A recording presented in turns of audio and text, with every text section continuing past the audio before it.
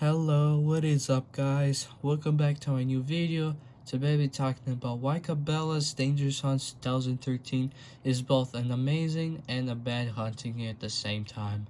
So I'm gonna be talking about the games, like what the game includes, like what missions, like what modes, and why those modes are both good and bad. But yeah, let's get started guys. So we're starting with the campaign mode. So this game has about 14 in-game missions, which is pretty cool for a hunting game like this. And one thing I love about the missions in this game is a lot of missions are really unique and they're different from each other. Even if they take place in the same region or country, it still feels different a lot of times. And that is what I really like about this game. Even though this game only takes place two locations, it's Alaska and Africa. Each mission, like they have different stuff, and the graphics are absolutely amazing in this game. Like the graphics look really good for a hunting game from 2012, and it really immerses you in the game, and it is way better. It looks probably the best Cabela's game ever, well, at least what I've played, and I don't know, I just really like how the campaign immerses you and it looks pretty good.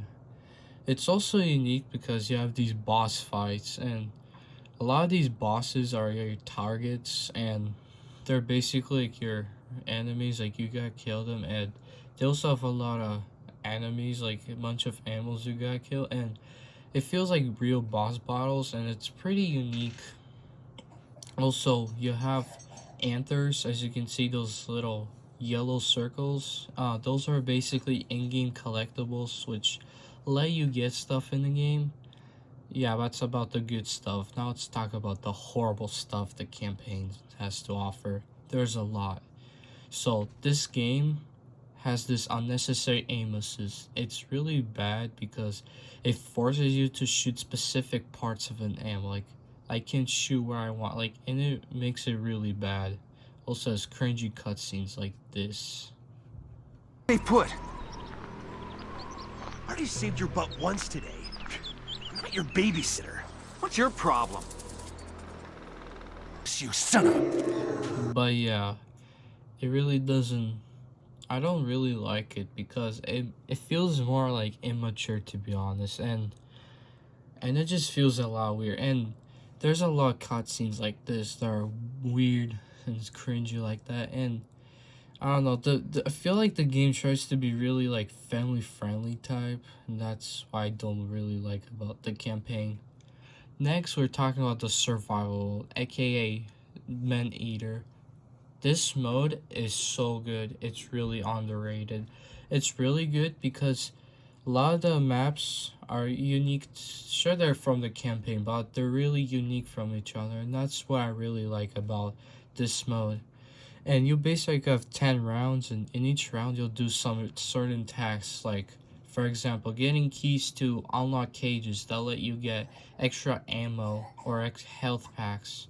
You'll have rounds that you'll have to kill certain animal types, and I don't know, to be honest, I actually really like it because even though you have to eliminate without doing certain tasks, it's not my favorite, but it's still fun. You also have explosives that and you place them in caves, and then you'll get like also like ammo, health packs, and necessary stuff to help you win. And that's what I really like about this game.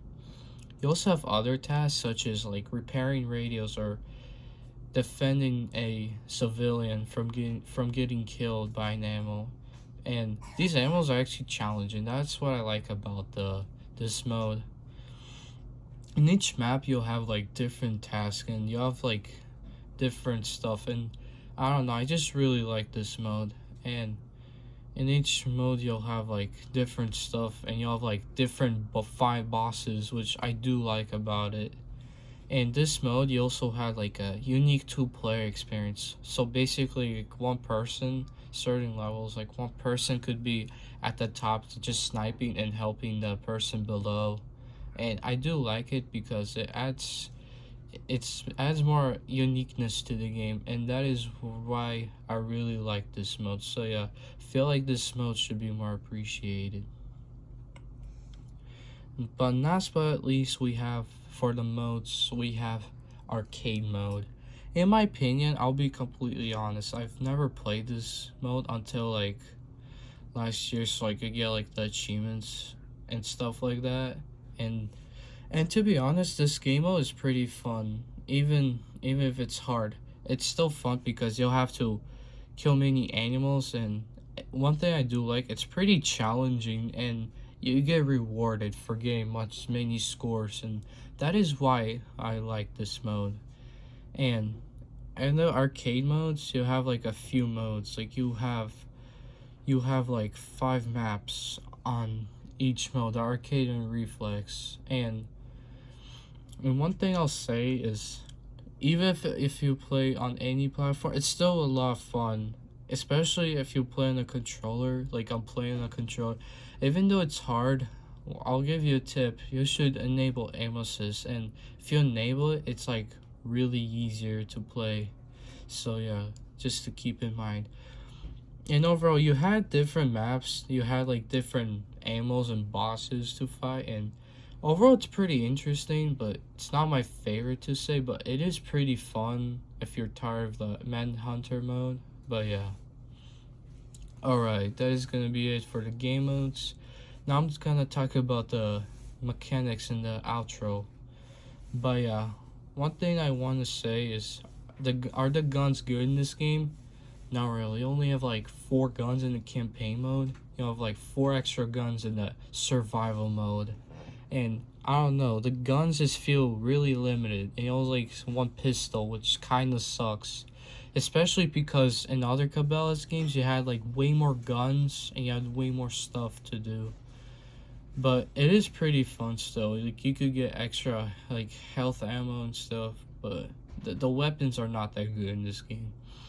One thing I also don't like about this game is a lot of the stuff I feel like they got were from other games, such as Call of Duty and other popular games at that time, which kind of sucks because, and it didn't add too much variety. But I'll be honest, they did a good job with like the survival mode because it is kind of unique, but you'll definitely notice like the campaign's like really linear. It's basically, instead of fighting soldiers, you fight animals, and it just feels real. It's like you notice it, you know what I mean?